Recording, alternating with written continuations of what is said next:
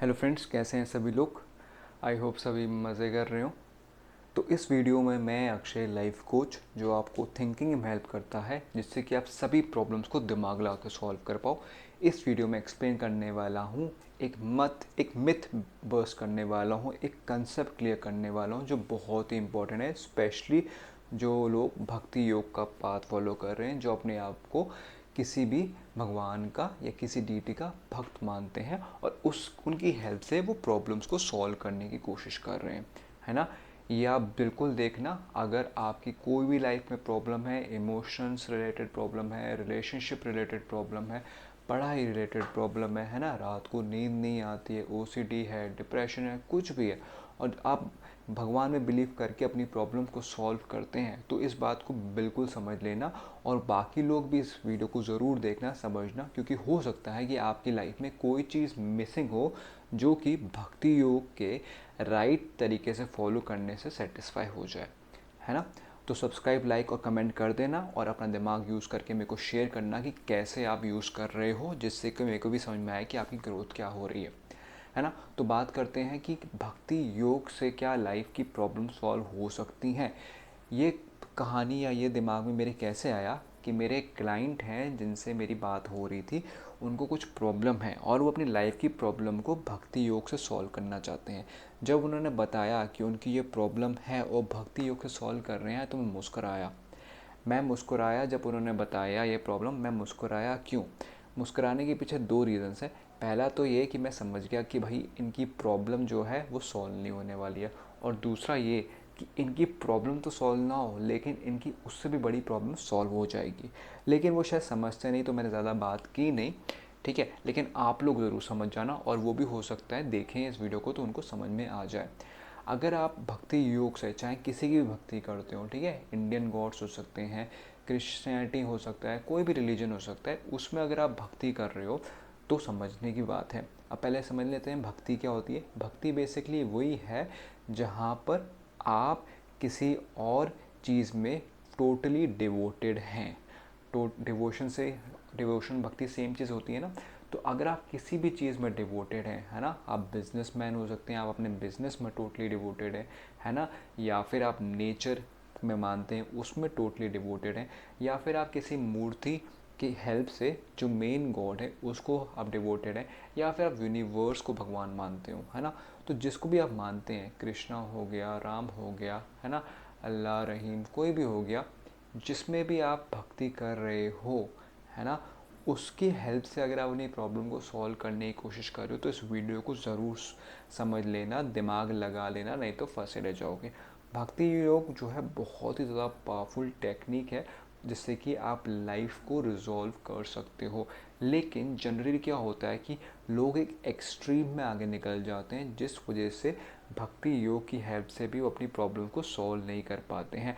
अगर आप अपने दिमाग और कर्म दोनों को लगाओगे तो आपकी प्रॉब्लम डेफिनेटली सॉल्व होएगी।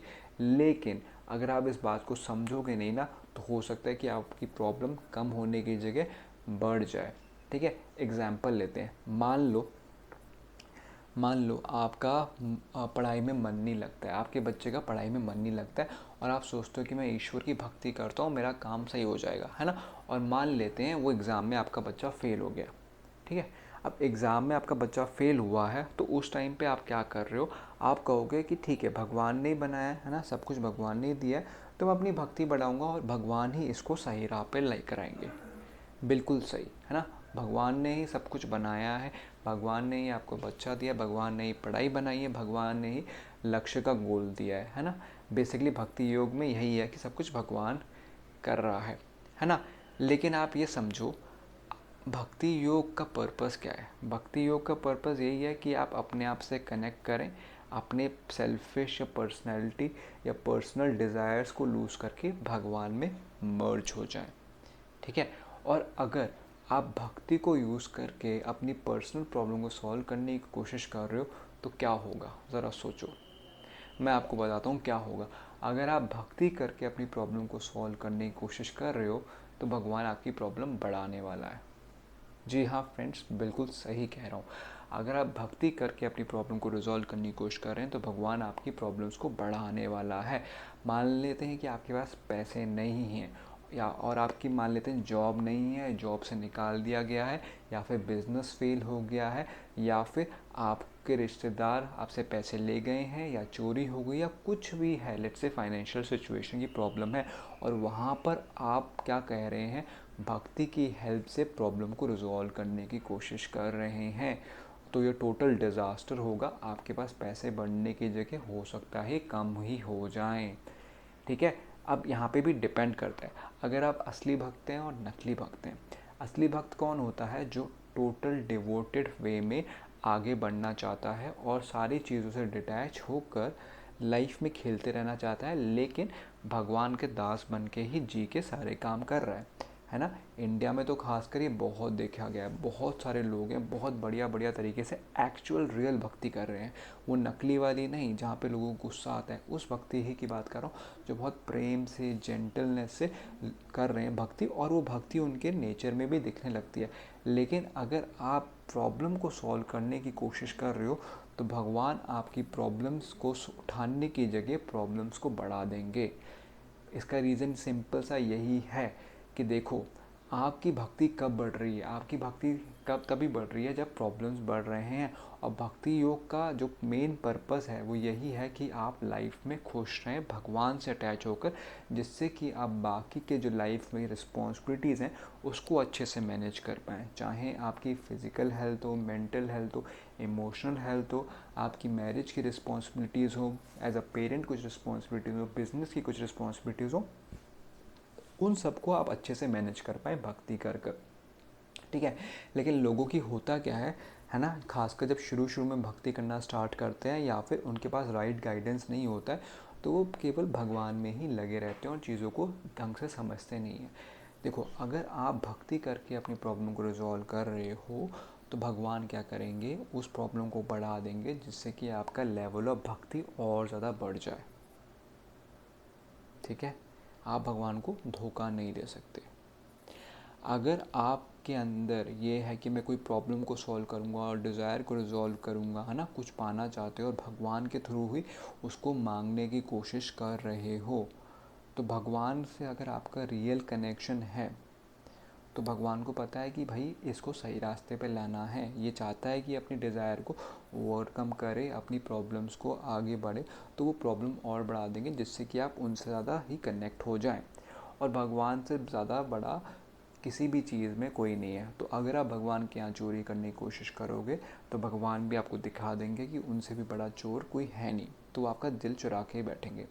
तो बेसिकली जब आप कर रहे हो, आप क्या करने की कोशिश कर रहे हो, आप कह रहे हो कि भगवान प्लीज़ मेरे को ना ये दिला देना, मेरे को 1 लाख रुपए दिला देना। ठीक है। या फिर भगवान मुझे नींद नहीं आती है, प्लीज़ नींद में हेल्प कर देना, है ना। या फिर भगवान मेरे को बहुत नाइटमेयर्स आते हैं, प्लीज़ रिजॉल्व कर देना, मैं भक्ति बढ़ाऊँगा, कीर्तन बढ़ाऊँगा, नाम लेना बहुत बढ़ाऊँगा, वगैरह वगैरह। ठीक है। तो भगवान कहेंगे कि भाई भक्ति तो तुमने इसलिए स्टार्ट की थी कि तुम मेरे से कनेक्ट कर पाओ, और अब तुम कह रहे हो कि तुम ये भक्ति करके बाकी चीज़ों को लपेटने की कोशिश कर रहे हो। ठीक है। तो आप दोनों तरह से समझ सकते हो। अगर भगवान थोड़ा स्ट्रिक्ट होना चाहेंगे, वो कहेंगे अच्छा तेरे को बताता हूँ मैं अभी, है ना, तो वो तुम्हारी प्रॉब्लम और बढ़ा देंगे क्योंकि आप धोखा देने की कोशिश कर रहे हो।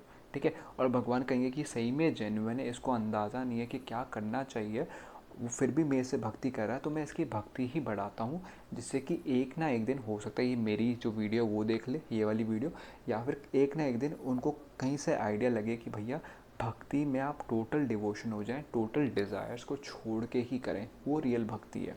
ठीक है।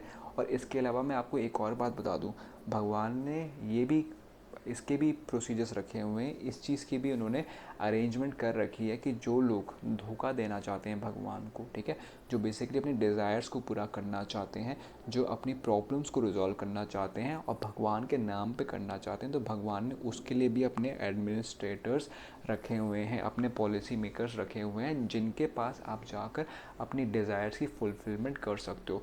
लेकिन वो भी धोखाधड़ी ही कर रहे हैं जैसे आप करने की कोशिश कर रहे हो सकता है आपके पास मटेरियल चीज़ें आ जाएं, पैसा आ जाए, घर आ जाए, ठीक है, आपकी शादी भी अच्छी जगह हो जाए, है ना, और आपका बिजनेस भी चले, आपकी हेल्थ भी ठीक हो, लेकिन जो आपकी मेन चीज़ है ना, वो आपको कभी नहीं मिलेगी। मेन चीज़ क्या है? मन की शांति है, वो कभी नहीं मिलेगी।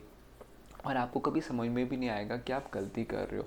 तो कभी भी ये मत करना कि आप भगवान को पाने के लिए निकले हो और उसके धोखे में आप बाकी चीज़ों को पाने की कोशिश कर रहे हो, क्योंकि यहाँ पे लेने के देने पड़ जाएंगे। यहाँ पे आपको ना तो राम मिलेंगी ना माया मिलेगी, ठीक है?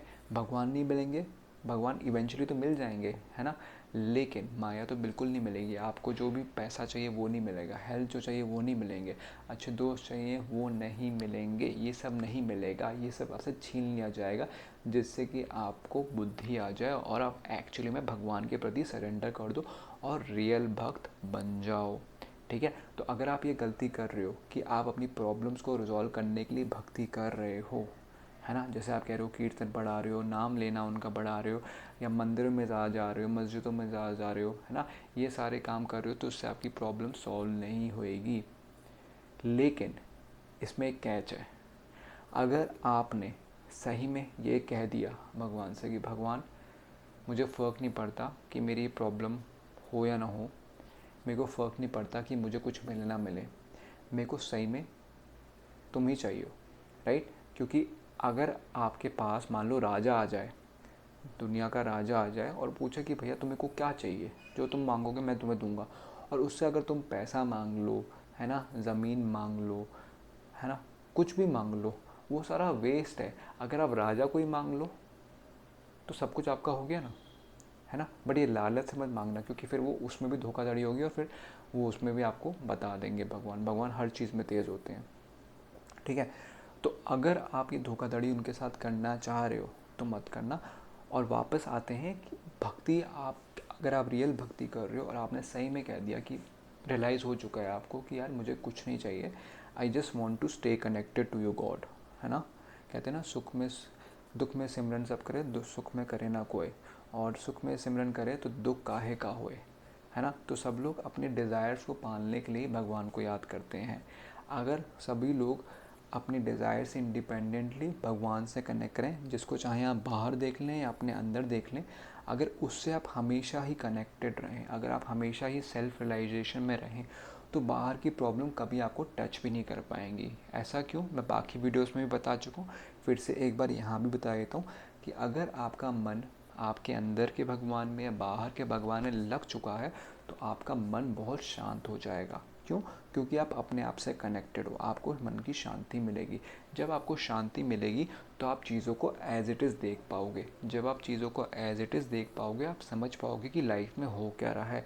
आपको कॉज एंड इफ़ेक्ट समझ में आएगा, आपको पता चलेगा कि ये चीज़ें क्यों हो रही हैं।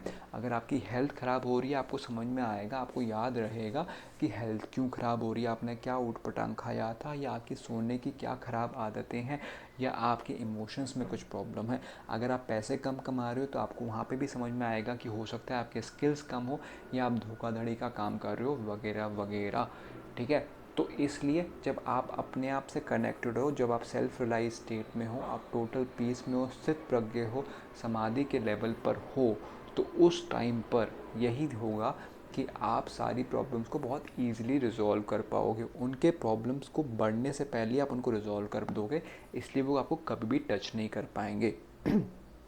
तो वापस आते हैं, जैसे मैंने आपको बताया था, जब मेरे क्लाइंट ने मुझे बताया कि वो अपनी प्रॉब्लम को रिजॉल्व करने के लिए भक्ति को बढ़ा रहे हैं, तो मैं मुस्कराया।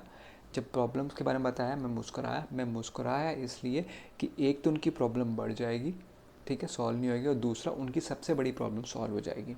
पहली प्रॉब्लम, उनकी जो मेन प्रॉब्लम है वो बढ़ जाएगी, क्योंकि जब वो बढ़ेगी तभी तो वो उससे डिटैच होंगे। और दूसरा, अगर आप धोखाधड़ी करोगे भगवान के साथ तो वो भी आपको छोड़ेंगे नहीं। क्यों? क्योंकि वो भी आपको उतने लेवल का प्यार देंगे, ठीक है। और दूसरा, अगर हम बात करते हैं, जो मेन प्रॉब्लम वो सॉल्व हो जाएगी। वो क्यों? क्योंकि देखो, उन्होंने आपकी ये छोटी वाली प्रॉब्लम तो सॉल्व की नहीं, है ना। मान लो आपको रात को नींद नहीं आती है तो छोटी सी प्रॉब्लम है। अगर आपका पेट खराब है तो छोटी सी प्रॉब्लम है। पैसे नहीं आते तो छोटी सी प्रॉब्लम है। मेन प्रॉब्लम तो ये है कि यार आप हर सिचुएशन में खुश रह पा रहे हो। अगर आप हर सिचुएशन में खुश रह पा रहे हो, पीसफुल रह पा रहे हो, तो ऑब्वियसली किसी भी प्रॉब्लम को आप बहुत ही आसानी से रिजॉल्व कर लोगे, है ना। तो आपकी जो रियल प्रॉब्लम है वो क्या है, वो ये है कि आपका मन जो है गलत चीज़ों में भटका हुआ है, इधर उधर की बातों में लगा हुआ है। आपकी मेन प्रॉब्लम ये सॉल्व हो जाएगी कि आप भगवान से कनेक्टेड हो जाओगे। जो दुनिया का राजा है ना, या रानी, जिसको जो भी बोलो, है ना, भगवान का कोई जेंडर तो है नहीं, जो भी आप बोल लो, उससे अगर आप कनेक्टेड हो, आपको कुछ भी नहीं चाहिए उस टाइम पे। तो आपकी ये प्रॉब्लम जो है छोटी से छोटी रह जाएगी, एंड इसलिए आपकी सारी प्रॉब्लम सॉल्व हो जाएगी, ठीक है। तो अगर आपको अपनी प्रॉब्लम को रिजॉल्व करना है, वो भी भक्ति से, तो मैं 2 आपको स्टेप्स बता रहा हूँ, वो आप फॉलो करोगे तो बिल्कुल होएगी। पहला स्टेप ये है कि अगर आपको अपनी अल्टीमेट प्रॉब्लम सॉल्व करनी है, ठीक है, तो भक्ति यही कहती है कि आप भगवान पे ट्रस्ट करो। आप कहो कि हे भगवान, मेरे को कोई मतलब नहीं है, ये प्रॉब्लम रहे ना रहे, मेरे को कोई मतलब नहीं है, मुझे कोई चाहत नहीं है, मुझे सही राह दिखाओ, and I surrender to you, ठीक है। जैसे ही आप करोगे ना, और अपने दिल से करोगे, आपको तुरंत ही शांति मन में मिल जाएगी और आपको आइडिया भी आ जाएगा। जैसे ही आप बाकी चीज़ों को छोड़ देते हो ना, आपको अच्छे अच्छे आइडियाज़, प्रॉब्लम के सॉल्यूशन मिलने लग जाते हैं। लेकिन जब तक आप प्रॉब्लम को पकड़े रखोगे, आपको भगवान की बात भी सुनाई नहीं देगी, ठीक है। और दूसरा, हो सकता है कि प्रॉब्लम सॉल्व ना हो रही हो, लेकिन आपको फ़र्क ही नहीं पड़ेगा, ठीक है। अब दूसरा आ जाते हैं प्रैक्टिकल सॉल्यूशन पे, कि देखो, सब लोग का लेवल इतना हाई नहीं होता है कि पूरे टाइम वो भक्ति में रह पाएँ, है ना। ऐसा तो नहीं हो सकता कि आप कहो कि यार सही में मेरे को फ़र्क नहीं पड़ता कि मेरी बॉडी में कोई भी पेन दे दो, है ना, मेरे रिश्तेदारों को आप छीन लो, मेरे से पैसे छीन लो, दर्द होगा। और इतने लेवल ऑफ भक्ति नहीं है कि आप पूरे टाइम उनके साथ आप रह पाओ, भगवान के साथ। तो प्रैक्टिकल सॉल्यूशन क्या है?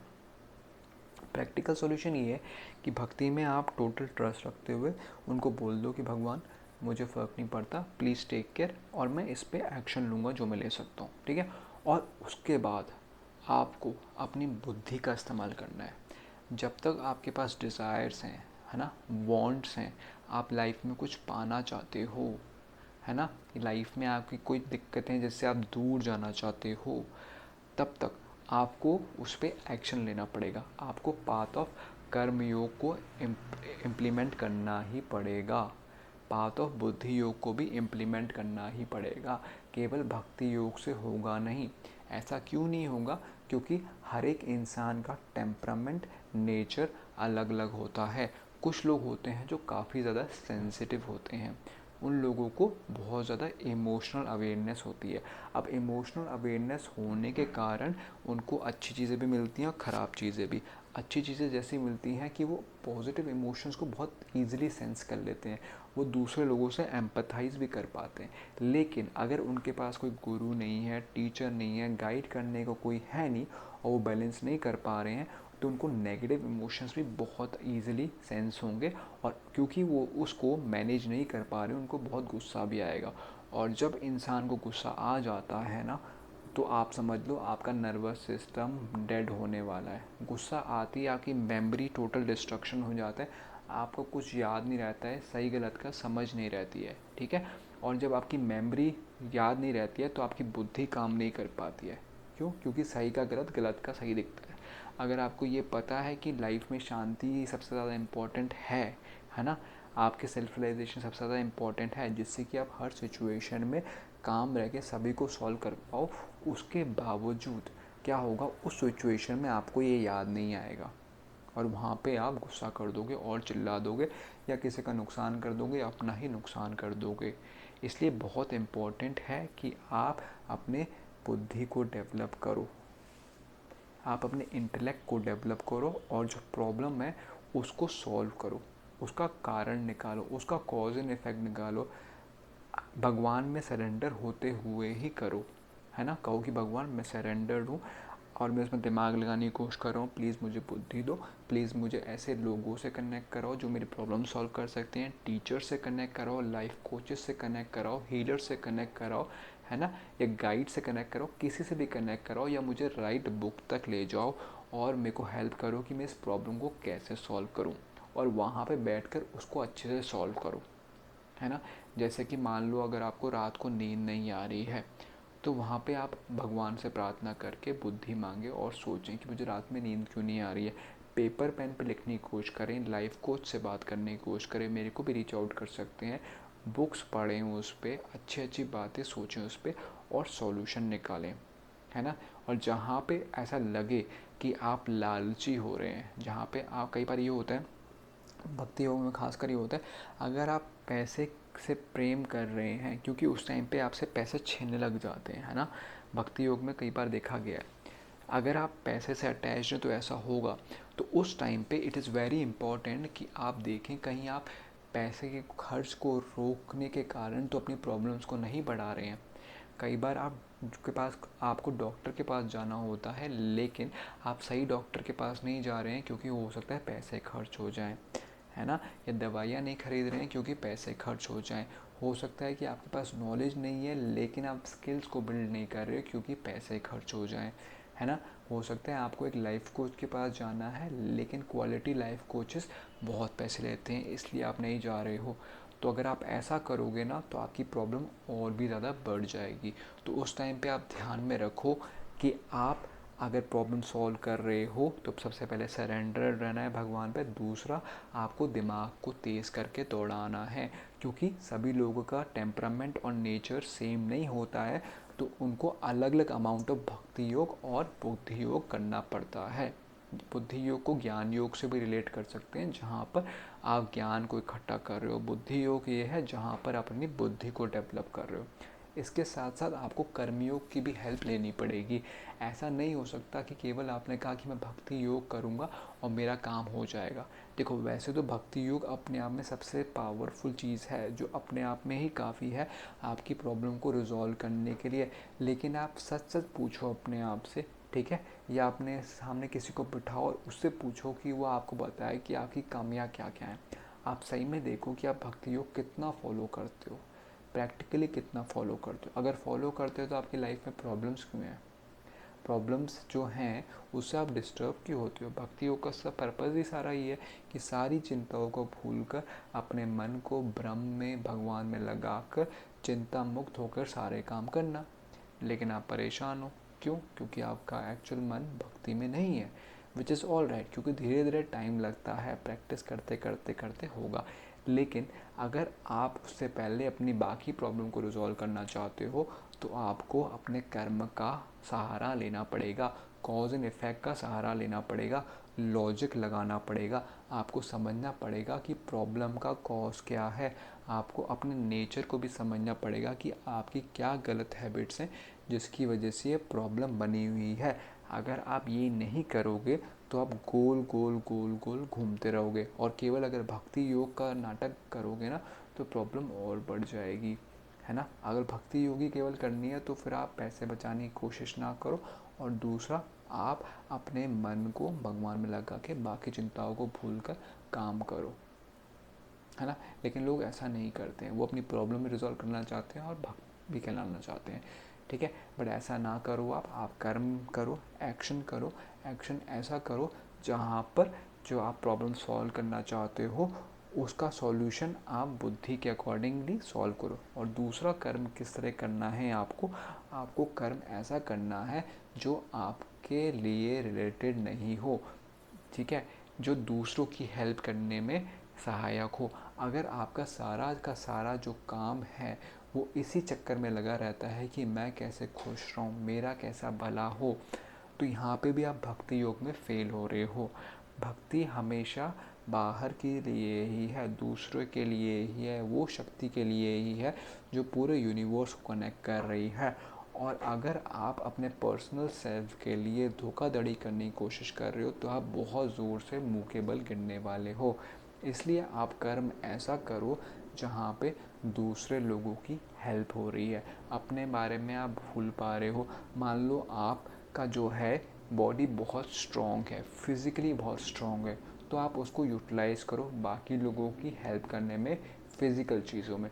अगर आपका नेचर ऐसा है जिसमें दिमाग बहुत तेज़ चलता है, पैसे बहुत बढ़िया तरीके से कमा लेते हो, तो आप दूसरों की हेल्प करो उस दिमाग लगा के कि वो कैसे पैसे कमाएं। मान लो आप कोडिंग में अच्छे हो, मार्केटिंग में अच्छे हो, है ना, आप अकाउंटेंसी में बहुत अच्छे हो, जो भी आपका नेचर है उसके अकॉर्डिंगली आप सर्व करो और बाकी लोगों को हेल्प करो। जब आप बाकी लोगों को हेल्प करोगे तो वही कर्मयोग हो गया और आप अपने आप को खुद को भूल जाओगे। ठीक है, और जब आप खुद को भूल जाओगे ना, वहाँ पे रियल भक्ति स्टार्ट हो जाएगी। आप भक्ति चाहे केवल एक फॉर्म ऑफ डीटी में मान लो या सभी लोगों में मान लो, ठीक है, जहाँ पे भी आप हेल्प कर रहे हो ना अपने से अलावा, वो भक्ति योग ही है। लेकिन ये ध्यान रखना कि आप सभी लोगों को इस तरह से कर रहे हो कि जो मेन भगवान है उसी के लिए आप कर रहे हो। अगर आप उसके लिए नहीं करोगे ना, अगर आप बाकी लोगों से अटैच हो जाओगे तो वो फिर से प्रॉब्लमेटिक चीज़ हो जाएगी। तो इस बात को बहुत अच्छे से मन में आप डाल लेना, ध्यान में घुसा लेना। ठीक है, तो इसमें आइए और दिमाग लगाते हैं और भक्ति योग को और अच्छे से समझते हैं प्रैक्टिकल पॉइंट ऑफ व्यू से। भक्ति योग आपको कब और कितना लगाना चाहिए, किन लोगों को लगाना चाहिए। भक्ति योग देखो उन्हीं लोगों के लिए है जो सबसे ज़्यादा इमोशनल होते हैं, है ना।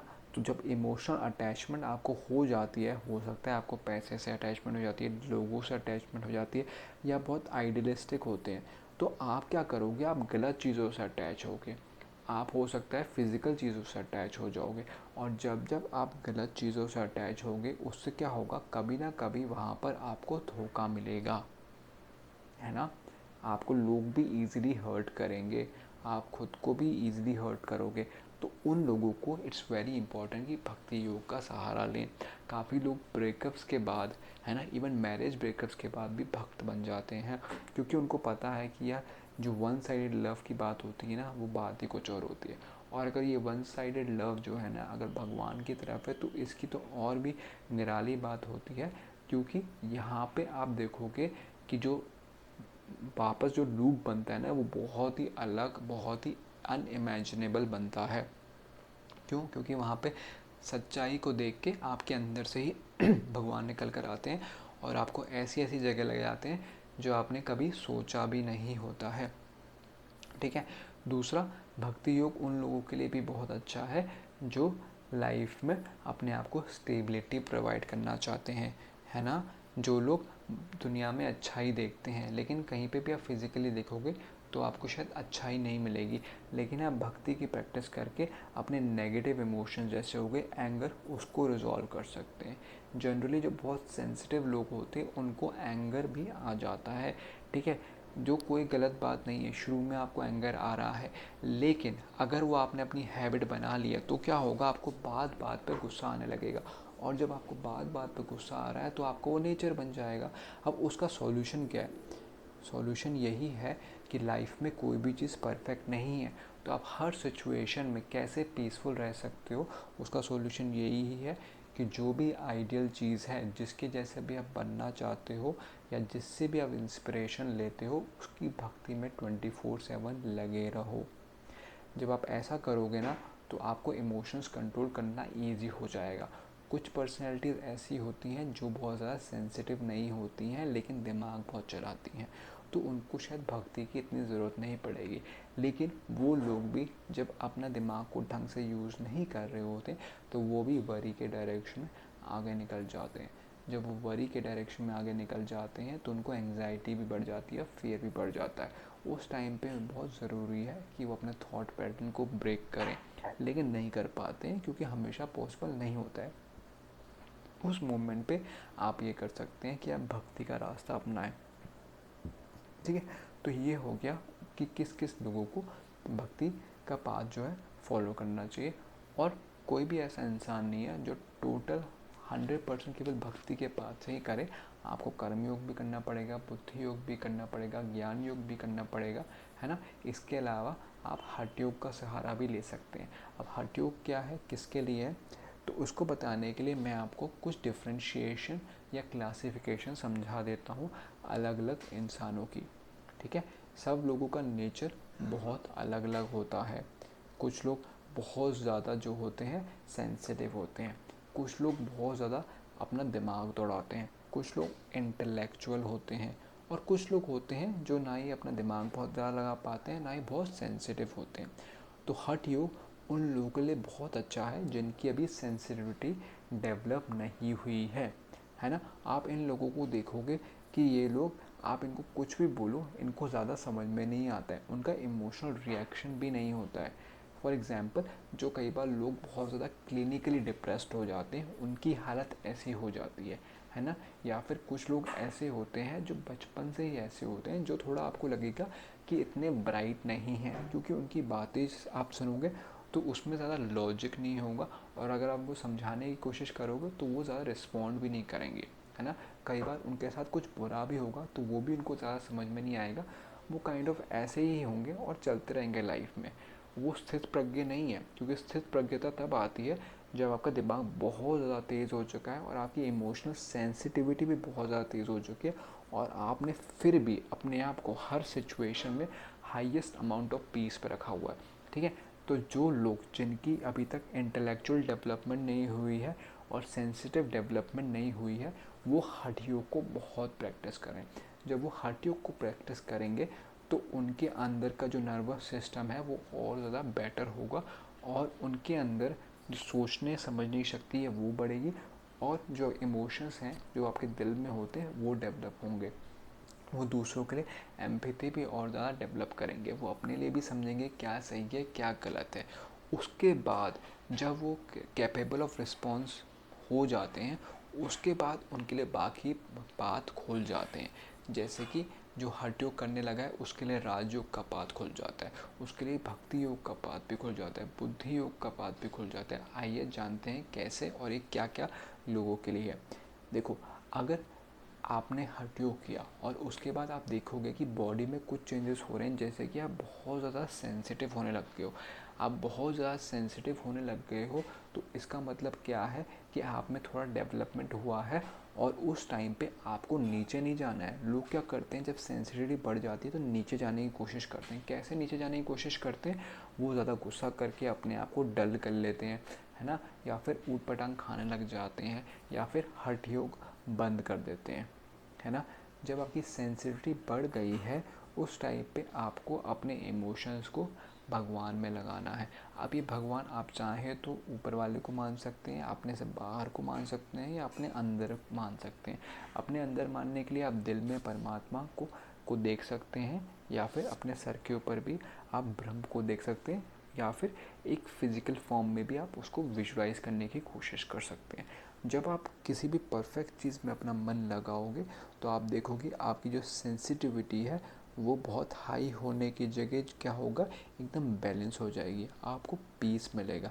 अगर आप ऐसा नहीं करोगे तो हो सकता है आप लोगों से ज़्यादा अटैच होने लग जाओ। आप जो आजकल लोग बोलते हैं लव, उसमें पड़ जाओ, जो कि लव नहीं है, अटैचमेंट है। रियल लव तब होता है जब आप खो जाते हो, फिज़िकली खो जाते हो, and you don't even care and you are in total acceptance of whatever is happening.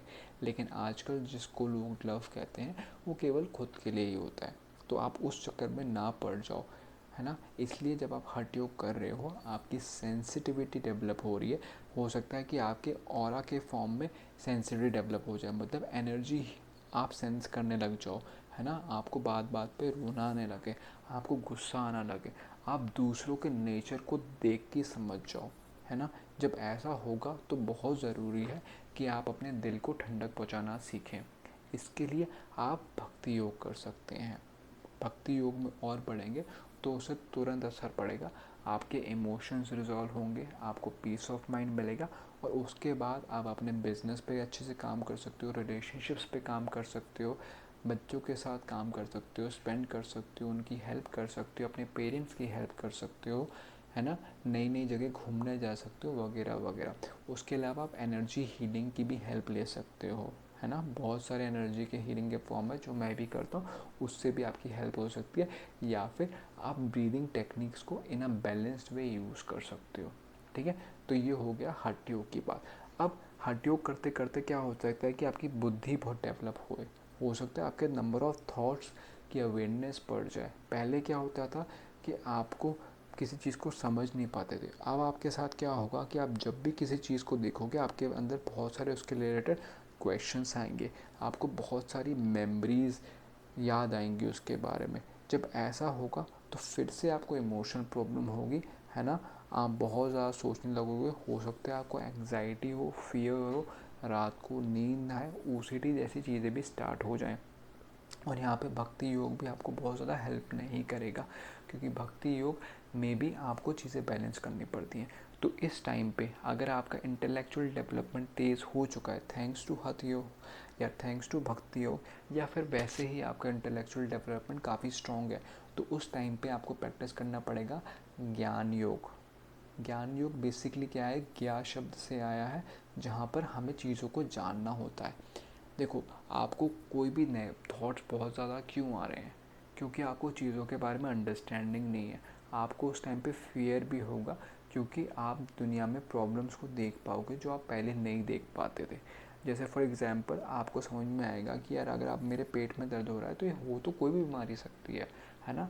या फिर आपको लगेगा कि यार आज अगर मैं ढंग से सोया नहीं रात में तो मेरा काम कल का ख़राब हो जाएगा, वो हो सकता है। आपको ये समझ में आएगा कि यार जॉब तो कभी भी किसी की भी जा सकती है। ये भी समझ में आ जाएगा कि जो बैंक में पैसा पड़ा है ये भी ज़रूरी है कि आपके पास हमेशा रहे। तो इस कारण आपकी इंटेलेक्चुअल डेवलपमेंट बहुत तेज़ हो जाएगी। और अगर आपके पास ये सारे थॉट्स पड़े हुए हैं तो आपको एंग्जाइटी होएगी। तो उसका सॉल्यूशन क्या है कि अपने दिमाग को इतना तेज़ करो कि जो जो प्रॉब्लम्स आपका माइंड आपको बता रहा है उसका आपको सॉल्यूशन निकालना आ जाए। और इसकी मैंने वीडियो भी बनाई है फियर से रिलेटेड, कि intelligence is a sign of fear, है ना, वो आप ज़रूर देख लेना। ठीक है, तो इस टाइम पे आपको ज़रूरी है कि आप ज्ञान योग को फॉलो करें, जो कि क्या है बेसिकली आप ट्रुथ्स को आइडेंटिफाई करें। फॉर एग्ज़ाम्पल आप इस बारे में जानें कि आप हैं कौन, कि आप जो आपका नाम है वो है नाम, और आप एक कैसे हो सकते हैं, है ना। क्या ये आप बॉडी है जो दिख रही है, बट ये बॉडी अगर सेम है तो बचपन में आपकी दूसरी थी अभी दूसरी है ना। तो रियली आइडेंटिफाई करें। जब रियली आइडेंटिफाई करेंगे कि आप कौन है तभी तो आपकी एंग्जाइटी जाएगी। अदरवाइज़ क्या होगा, जब तक आप इस बॉडी से कनेक्टेड हैं, अटैच्ड हैं, सोच रहे हैं बॉडी ही है, तो उसकी अनगिनत एंग्जाइटी भरी पड़ी है ना। दूसरा आपका हो सकता है कि आप बहुत सोचते होंगे कि सोसाइटी आपके बारे में क्या सोचती है, लोग क्या कहेंगे, है ना। ये भी आपके दिमाग के अंदर एक जाल बना हुआ है। लेकिन जब आप अच्छी अच्छी किताबें पढ़ेंगे, अच्छे अच्छे कोचेस को सुनेंगे, है ना, जब आप अपना खुद का दिमाग लगाएंगे तो आपकी जो नेगेटिव बिलीफ्स हैं, लिमिटिंग बिलीफ्स हैं, जो पास्ट कंडीशनिंग है, वो रिजॉल्व होएगी, है ना। आप अपना दिमाग लगा के समझ पाओगे कि किस कंटेंट को देखना है, किसको नहीं देखना है, किस टाइप की साइट्स को खोलना है, किसको नहीं खोलना है ना। किन बातों के बारे में सोचना है, किन बातों के बारे में नहीं सोचना है। ये आपको डेफिनेटली प्रैक्टिस करना पड़ेगा। ज्ञान योग प्रैक्टिस करना पड़ेगा, भक्ति योग भी प्रैक्टिस करना पड़ेगा, और हठ योग उन लोगों के लिए जिनका भी डेवलपमेंट इतना अच्छे से नहीं हुआ है।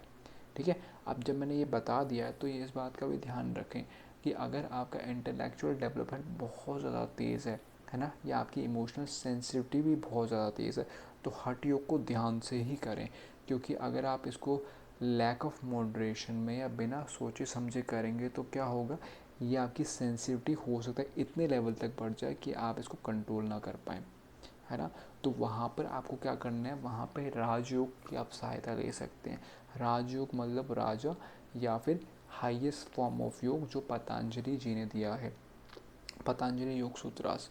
ठीक है, तो जो आपका राजयोग है वो किस बारे में कहता है, वो सभी योगों को मिला रहा है। वो भक्ति से भी कनेक्टेड है बट बहुत ज़्यादा नहीं है ना। वो बुद्धि योग से भी कनेक्टेड है, ज्ञान योग से भी कनेक्टेड है, सभी चीज़ों से कनेक्टेड है।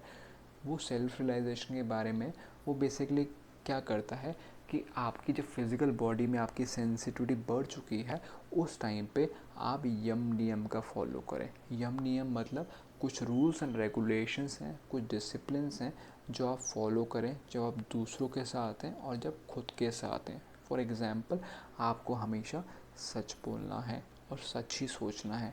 क्यों? अगर आप हमेशा सच सोचेंगे नहीं तो आपका क्या होगा, आप नेगेटिव बिलीव्स पाल लोगे, आपको आइडेंटिफाई करने में दिक्कत होगी क्या सच है क्या गलत है, और उस कारण आपको एंग्जाइटी होएगी। अगर आप सच बोलने की प्रैक्टिस करोगे तो आपका दिमाग तेज़ होगा और आप झूठ से सच को निकाल पाओगे, है ना। और जब आप सच को निकालोगे तो आपको पता चलेगा कि फ़ियर करने की तो कोई बात ही नहीं थी।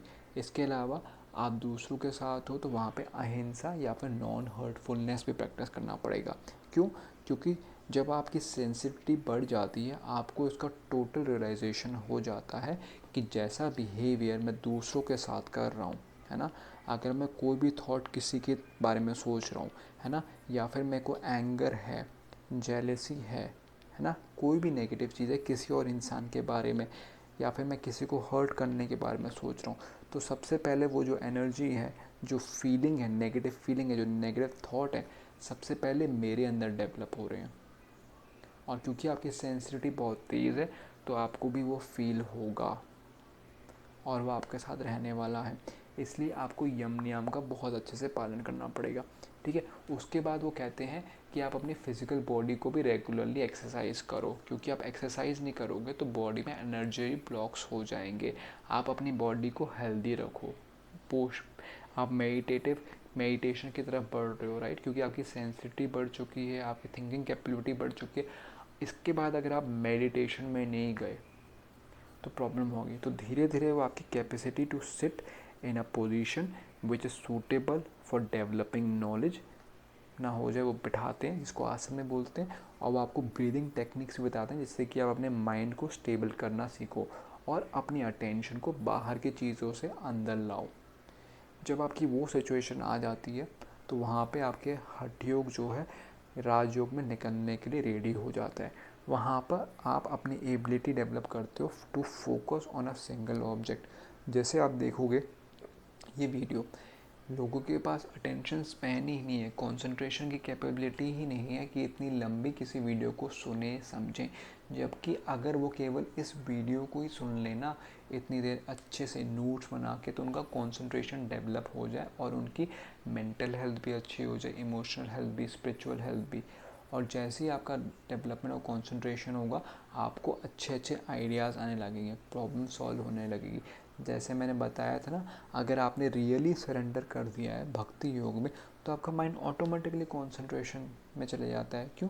क्योंकि आपके पास और कुछ बचा ही नहीं सोचने के लिए, सारा का सारा एक ही आइडियल में फोकस हो जाता है, जो कि भगवान कह सकते हैं ना, जो परफेक्ट चीज़ है जिसके अंदर सब कुछ समाया, उसके अंदर टोटल कॉन्सेंट्रेटेड माइंड हो जाता है। और जैसे ही माइंड कॉन्सेंट्रेटेड हो जाता है, वहाँ से सॉल्यूशन निकलने लगते हैं, है ना। धीरे धीरे करके आप ध्यान में जाने लग जाते हो।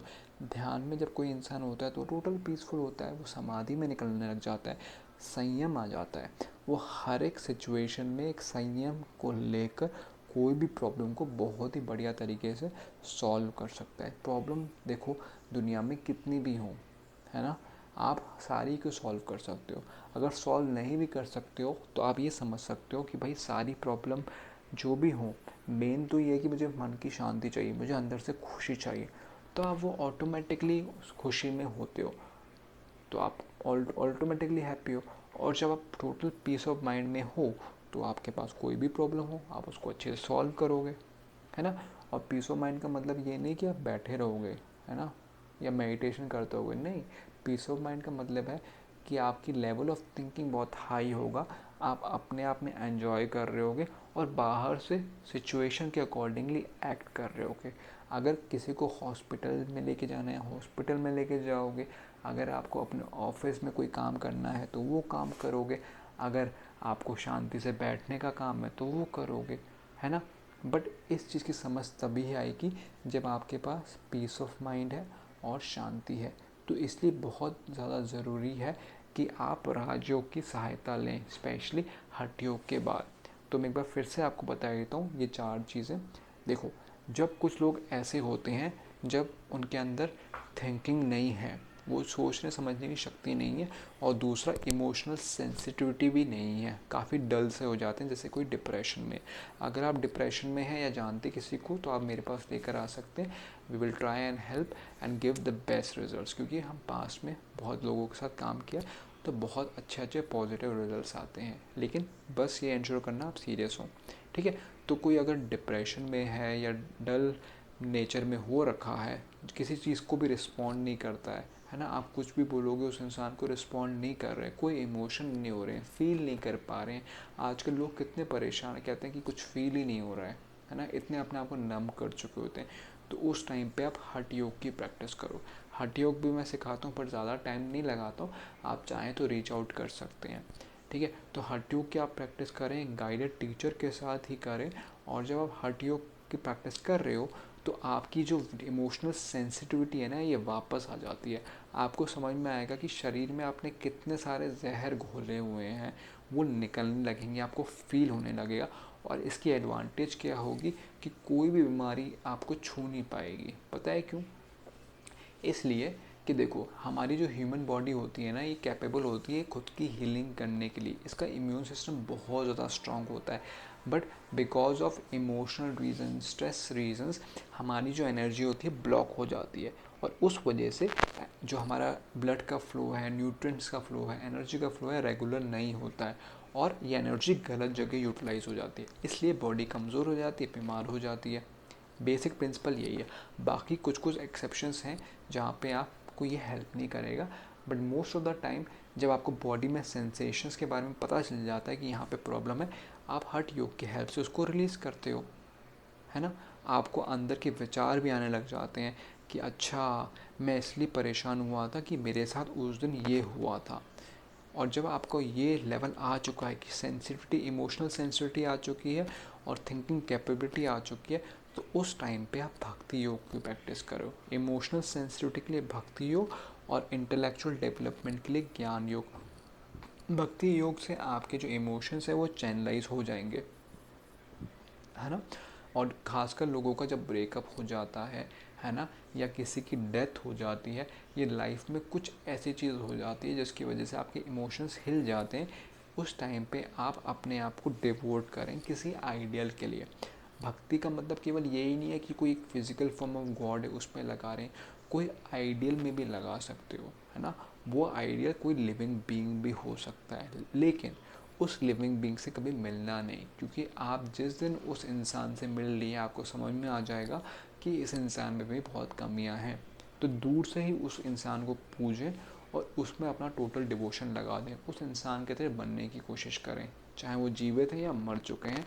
या फिर कोई कंसेप्ट आप उठा लो, फॉर एग्जांपल आप कहो कि मैं ऑनेस्टी को प्रैक्टिस करूँगा, I will be the most honest person in the world, है ना। या फिर I will be the most accepting of all people in the world, let's become someone like, जिसमें से पीस और लव निकलता है ना। इस आइडियल को आप प्रैक्टिस करोगे तो आपके इमोशंस चैनलाइज हो जाएंगे। दूसरा, अगर आपका इंटेलेक्चुअल डेवलपमेंट होने लग गया है, मतलब आप अवेयर हो गए हो कि मन में क्या क्या थॉट्स चल रहे हैं, आप आइडेंटिफाई कर पा रहे हो, तो उस टाइम पे आप अच्छी अच्छी किताबों को पढ़ो, है ना। ध्यान लगा के किताबों को पढ़ो। और किताबों को बस ऐसे ही नहीं पढ़ना है, टोटल अवेयरनेस के साथ पढ़ना है। देखो, आपकी लाइफ में क्या प्रॉब्लम चल रही है, क्या वो मनी से रिलेटेड है ना, क्या वो इस चीज़ से रिलेटेड है कि आपका फाइनेंशियल्स बहुत ख़राब हो रखे हैं, क्या आप डेप्थ में चल रहे हो, है ना, कि या फिर आपको कोई फिजिकल रिसोर्स की कमी है, घर की कमी है, फर्नीचर की कमी है, इक्विपमेंट्स की कमी है ना। क्या है जो आपके पास कम है जिसकी वजह से प्रॉब्लम हो रही है, क्या दोस्तों की कमी है, क्या आपकी कैरेक्टर में कमी है, किस चीज़ की कमी है, उस चीज़ को समझो और उस चीज़ की ही बुक पढ़ो, वहाँ पे लाइफ कोचेस से हेल्प लो, और तभी आप समझोगे कि लाइफ में क्या हो रहा है। तो यहाँ पे होगा ज्ञान योग। और तीसरी होगी राजयोग, जो बेसिकली आपको ये करना है कि आपका जो मन का डेवलप हो रहा है ना, जैसे कि आपने बाकी मेरी वीडियोस देखी होंगी तो मैंने आपको बताया था डिटेल में, एक बॉडी है, दूसरा माइंड है, तीसरा इंटेलेक्ट है और चौथा आप खुद हैं। तो जो माइंड है ना, माइंड के अंदर जो है डेवलपमेंट होना स्टार्ट हो गया है, इंटेलेक्ट का भी डेवलपमेंट होना स्टार्ट हो गया है। जब आप राजयोग को अप्लाई करते हो तो आपको जो माइंड जो पूरी दुनिया में फैला हुआ है ना, इधर से उधर, वो कॉन्सेंट्रेटेड हो जाता है एक जगह। और जिस तरह आप देखोगे, आपने बचपन में भी खेला होगा, जब हम मैग्नीफाइंग ग्लास को लेते थे, सूरज की रोशनी आती थी, कागज़ पे रखते थे, वो जल जाता था। वैसे ही अगर आपने अपने माइंड को वो कॉन्सेंट्रेट कर दिया तो दुनिया की कोई ऐसी प्रॉब्लम नहीं जिसको आप सॉल्व नहीं कर सकते, है ना। तो मेरे वीडियो की स्टार्टिंग ही इस तरह की थी, बताने के लिए आपको कि देखो, अगर आप प्रॉब्लम को रिजॉल्व करना चाहते हो तो केवल भक्ति योग से रिजॉल्व नहीं होगी, आपको बैलेंस्ड वे में करना पड़ेगा। और इसी तरह आपको हठ योग जो है राजयोग की तरफ लेकर आ रहा है, जहाँ पे आपका माइंड बैलेंस हो गया है। और ये माइंड बैलेंस करने के बाद जब सारे लेवल पे आपके डेवलप हो जाता है ना, तो ये जो सारे पाथ मैंने बताए, हठ योग, राजयोग, भक्ति योग, ज्ञान योग या बुद्धि योग, ये सारे मिलके एक पॉइंट पे आ जाते हैं जहाँ पर आप टोटल सेल्फ रियलाइज्ड होते हो, आप टोटल पीस में होते हो, मन में शांति होती है ना, और आप भगवान में लगे होते हो। तो वो भक्ति भी है, ज्ञान भी है, क्योंकि आपका माइंड इंटेलेक्चुअली डेवलप्ड है, कॉन्सेंट्रेटेड है, और किसी भी प्रॉब्लम को आप समझाने में हेल्प करता है। इसलिए ये स्टूडेंट्स के लिए भी बहुत अच्छा है, जो स्कूल में पढ़ रहे हैं, कॉलेजेस में हैं, और इसलिए जॉब करते हैं उनके लिए भी अच्छा है, क्योंकि वो काम अपना जो पहले अभी 8 घंटे में करते हैं वो 2 घंटे में कर लेंगे, और जब 2 घंटे में कर लेंगे तो आपकी सैलरी डबल ट्रिपल होना कोई मुश्किल बात नहीं है। और आपके पास टाइम भी इतना होगा कि आप अपने स्किल्स को डेवलप करेंगे और सैलरी भी बढ़ा लेंगे, है ना। आपके जो रिलेशनशिप है आपके स्पाउस के साथ वो भी बहुत इम्प्रूव होगा। क्यों? क्योंकि देखो, सबसे ज़्यादा डिफ़िकल्ट चीज़ लाइफ में मैनेज क्या होती है? दूसरे इंसानों को मैच करना, है ना। फिज़िकल चीज़ें जो होती हैं वो प्रेडिक्टेबल होती हैं, लेकिन इंसान जो है सबसे ज़्यादा अनप्रेडिक्टेबल होता है। उसके इमोशंस होते हैं, अलग अलग सेंसिटिविटी होती है, और अगर आप उसको नहीं समझ पा रहे हो तो आपको प्रॉब्लम होगी। लेकिन आपने अगर माइंड को टोटल कॉन्सेंट्रेटेड कर लिया है, आपने अपने इंटेलेक्ट को डेवलप कर लिया है, मेरी सारी वीडियो इंटेलेक्ट डेवलपमेंट के लिए ही हैं। आपने अगर इंटेलेक्ट को डेवलप कर लिया है तो आप अपने पार्टनर को समझेंगे, है ना, अपने आप को समझेंगे और सही तरीके से रिस्पॉन्ड करेंगे, तो कभी भी लाइफ में प्रॉब्लम नहीं आएगी। आजकल जो इतनी मैरिजेस फेल हो रही हैं वो सिचुएशन भी नहीं आएगी। पहले तो आप गलत मैरिज में जाओगे नहीं, और अगर गलती से किसी ऐसे इंसान के साथ हो गई जो आपको प्रॉब्लम देने वाला है, तो उसके साथ भी इस तरह आप मैनेज करोगे कि बहुत ज़्यादा आपकी लाइफ में एन्जॉयमेंट और ग्रोथ होगी, है ना। तो राजयोग आपकी इस तरह हेल्प कर रहा है। राजयोग की वजह से आपका ज्ञान योग भी डेवलप हो रहा है और आपका भक्ति योग भी डेवलप हो रहा है। क्यों भक्ति योग डेवलप क्यों हो रहा है? भक्ति योग क्योंकि आप हमेशा ब्रह्म में लगे हो। जो कॉन्सेंट्रेटेड माइंड है वो अपने आप में थोड़ी लगाओगे, अपने सेल्फिश डिज़ायर में थोड़ी लगाओगे। क्योंकि अगर आप अपने सेल्फिश डिज़ायर में लगाओगे तो आपसे बड़ा दुखी इंसान और कोई नहीं होगा। इसका प्रूफ आपके पास ऑलरेडी है। आपके पास अगर कोई इंसान आए, है ना, आपसे हेल्प मांग रहा है या फिर आपका दोस्त है, तो आप तुरंत उसको बता देते हैं कि उसकी प्रॉब्लम का सॉल्यूशन क्या है। लेकिन खुद की प्रॉब्लम का नहीं बता पाते हैं ना, अटक जाते हैं ना। और कोई आपको लाइफ कुछ बता भी रहा हो, है ना, तब भी आप समझ नहीं पाते हैं। इसका रीज़न क्या है? क्योंकि हम अपने आप से अटैच हो जाते हैं, तब हम सही गलत का सोच नहीं पाते हैं और हमको डर लगता है। सारे के सारे नेगेटिव इमोशंस, वरी वगैरह स्टार्ट हो जाता है। इसलिए बहुत ज़्यादा इम्पॉर्टेंट है कि आप अपने ऊपर माइंड को फोकस नहीं करें। खासकर जो बहुत ज़्यादा कॉन्सेंट्रेटेड माइंड होते हैं, जब उनको गाइडेंस नहीं मिलता है तो अपने माइंड को वो अपने ऊपर ही कॉन्सेंट्रेट कर लेते हैं, अपनी बीमारियों पे ही कॉन्सेंट्रेट कर लेते हैं, अपनी कमियों पे ही कॉन्सेंट्रेट कर लेते हैं, अपने पास्ट में, फ्यूचर में, इन अनगिनत बेकार की चीज़ों में कॉन्सेंट्रेट कर लेते हैं, क्योंकि उनको पता नहीं है कहाँ कॉन्सेंट्रेट करना है। इसलिए आप एक न्यूट्रल आइडियल पे कॉन्सेंट्रेट करें, भगवान कह सकते हैं उसको, और वहाँ पे कॉन्सेंट्रेट करके total peace, total self realisation में रहते हुए अपनी प्रॉब्लम को आप सॉल्व करें, है ना। इससे आपकी बुद्धि भी डेवलप होगी, आपका इंटेलेक्चुअल डेवलपमेंट भी होगा और भक्ति में भी आगे बढ़ेंगे। तो भक्ति के बारे में थोड़ी बात हम और कर लेते हैं कि भक्ति योग के हेल्प से अपनी प्रॉब्लम को कैसे रिजॉल्व करना है, और मैं थोड़ा समराइज़ भी कर देता हूँ जो अभी तक हमने समझा है। तो बात यहाँ से शुरू हुई थी, क्या भक्ति योग से प्रॉब्लम सॉल्व हो जाती हैं? मैंने ये बताया कि लोग यहाँ पे गलती ये करते हैं कि वो भगवान को धोखा देने की कोशिश करते हैं। भक्ति योग का मतलब ही ये है कि टोटल सरेंडर, आपने अपने डिज़ायर्स को छोड़ दिया है, प्रॉब्लम्स को छोड़ दिया है और भगवान को कहा है भगवान जैसा तेरे को करना है वैसा कर, मैं अपना काम कर रहा हूँ। लेकिन लोग क्या करते हैं, बोलते हैं कि मैं काम नहीं करूँगा, मैं अपने इलाज के लिए पैसे नहीं दूँगा, मैं अपने स्किल्स के लिए पैसे नहीं दूंगा, भगवान तू कर। मतलब पैसे अपने पास सारे रख लिए हैं, लेकिन जो भगवान की दुनिया है वहाँ पे पैसे नहीं देंगे, और वो धोखाधड़ी करके अपनी प्रॉब्लम को सॉल्व करने की कोशिश कर रहे हैं। लकीली जो मेरे क्लाइंट्स हैं काफ़ी इंटेलिजेंट होते हैं और इस बात को बहुत बढ़िया तरीके से समझते हैं, तो बढ़िया चलता है और समझ भी जाते हैं। लेकिन अगर आप दूसरे डायरेक्शन में अगर हैं तो इस चीज़ को आप बिल्कुल ध्यान में रखना कि भगवान को धोखा नहीं देना है और जो बाकी लोगों की हेल्प कर रहे हैं उनको भी धोखा नहीं देना है। आपको अपनी भक्ति को बढ़ाना है तो बिल्कुल उसको बढ़ाएं, लेकिन ये मत बोलें भगवान को कि मेरी प्रॉब्लम सॉल्व कर दें, क्योंकि वो नहीं होएगी। ठीक है, आपका दुख ही बढ़ेगा। आप टोटल सरेंडर के साथ अपना काम करें और जो प्रॉब्लम है उसके लिए आप अपना एक्शन लें। अब वो एक्शन कैसे ले पाएंगे? वो एक्शन तभी ले पाएंगे जब आपका दिमाग तेज़ है। इसलिए मैंने बोला कि केवल अकेले भक्ति योग से काम नहीं होगा। अगर आपकी डिज़ायर्स अभी भी बची हुई हैं तो इसका मतलब यही है कि आपका बुद्धि जो है अच्छे से इतनी डेवलप नहीं हुई है। तो आप अपनी बुद्धि को डेवलप करें, इंटेलिजेंस को डेवलप करें, जिससे कि आप अपनी प्रॉब्लम को सॉल्व कर पाएँ, है ना। और प्रॉब्लम को सॉल्व करते हुए ही, भक्ति में रहते हुए ही कर्म योग को भी अप्लाई। कर्म योग मतलब, इसके दो मतलब हैं। एक तो कॉज एंड इफेक्ट, मतलब जिस काम को करके आपकी प्रॉब्लम सॉल्व हो जाए उसको करना है, और जिस काम के कारण आपकी प्रॉब्लम बढ़ रही है उससे दूर रहना है ना। दूर रहना है उन काम से जिससे प्रॉब्लम बढ़ रही है। जैसे अगर आपका अंदर मोटापा बढ़ रहा है तो ऑब्वियसली कम खाना है या दवाइयों को लेना है जो डॉक्टर बता रहे हैं, और हेल्दी फूड को खाना है ना। तो आपको ये वाला कर्म हो गया। और दूसरा वो हो गया कि आप अपने आप को भूल कर दूसरों की सर्विस में काम कर रहे हैं। ये क्यों इम्पोर्टेंट है? क्योंकि सारी की सारी प्रॉब्लम और एंग्जाइटी जो आप खुद के बारे में सोच कर क्रिएट करते हो, उसके कारण सारे जो बॉडी में ब्लॉक्स हैं वो क्रिएट हो जाते हैं। आपकी एनर्जी फ्लो करना बंद कर देती है। जब आपकी एनर्जी फ्लो करना बंद कर देती है तो बॉडी का जो भी पार्ट है जिसके पास जो न्यूट्रिएंट पहुंचना चाहिए वो नहीं पहुंच पाता है ना। जैसे आपने देखा होगा काफ़ी लोग हैं जिनका शोल्डर फ्रोज़न हो जाता है ना, या इरिटेबल बाउल सिंड्रोम हो जाता है ना, या फिर उनको सिर दर्द बहुत ज़्यादा होता है। क्यों होता है? पहले तो नहीं होता था, कुछ फिजिकली चेंज नहीं हुआ, लेकिन अब क्यों होने लगा है? वो इसलिए हुआ है कि पहले बॉडी अपने आप को हील कर लेती थी। अब क्या हुआ है, आपने अपनी एनर्जीज़ को सोचने में इतना वेस्ट कर दिया है ना, पास्ट के बारे में, फ्यूचर के बारे में, कि हील करने के लिए कोई एनर्जी बचती नहीं है।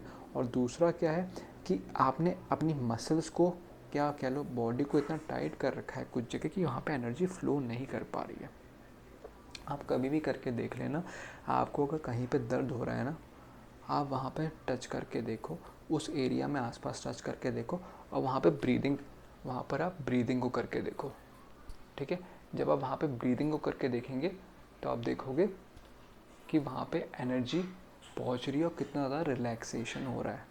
ठीक है, जब आप ये कर पाओगे ना तभी आपको समझ में आएगा कि देखो एनर्जी का फ़्लो वहाँ पे हो गया है। और बाकी एक्सपेरिमेंट्स भी बहुत सारे हैं जिसकी वजह से मैं आपको एक्सपीरियंस करा सकता हूँ कि यह एनर्जी का फ़्लो हो रहा है कि नहीं।